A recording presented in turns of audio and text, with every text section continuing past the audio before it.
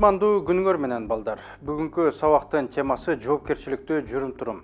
Жоопкерчиликтүү жүрүм-турум бул адамдын өзүнө жекече конкреттүү милдеттенмелерди алуу жана аларды аткаруу жүрүм-туруму. Жыл сайын жашы жете электердин арасында жыныстык жол аркылуу жугуучу инфекциялардын 330 миллион учуру катталат. Жыл сайын 6 миллион адам АИВ позитивдүү болушат. Алардын ичинен 2,6 миллион адам 10-24 жаштагы адамдар. Өспүрүм курактагы кыздар чоң аялдарга караганда кош бойлуулуктун жыйынтыгында 2 эсе көп каза табышат. Алардын балдары бала кезинде өтө көп чарчап калат. Өзүнүкүнө жетүү үчүн эркек бала шантажга барган учурлары сейрек эмес. Ант берет жана үйлөнөм деп убада кылат.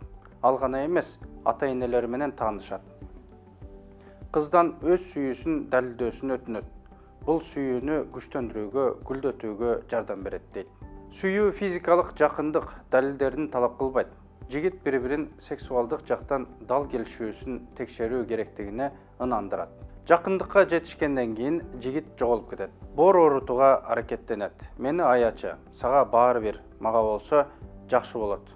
Мен сексуалдык жактан канааттандырбагандыктан кыйналбай калам. Коркутат. Мага берилбесең, мен өзүмө башканы табам. Өнөктөшү кызды таштап кетем жана сендей чын тийбес эмес, башкасын табам деп коркутат. Аны жоготуп алуудан корккон кыз анын асылууларына жол берет. Өзүнө тарта баштайт. Кыз өзүн карыз сезип калышы үчүн кымбат белектерди алып келет.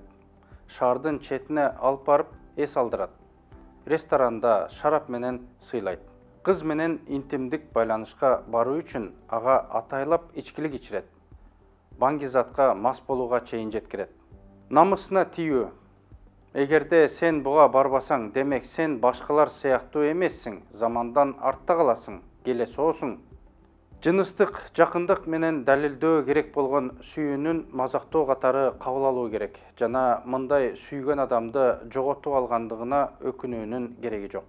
Өзүнүн физикалык жана психикалык саламаттыгын жана жакын адамдарынын ден соолугун сактоо үчүн жок деп айта билүү көндүмүн колдонуу маанилүү.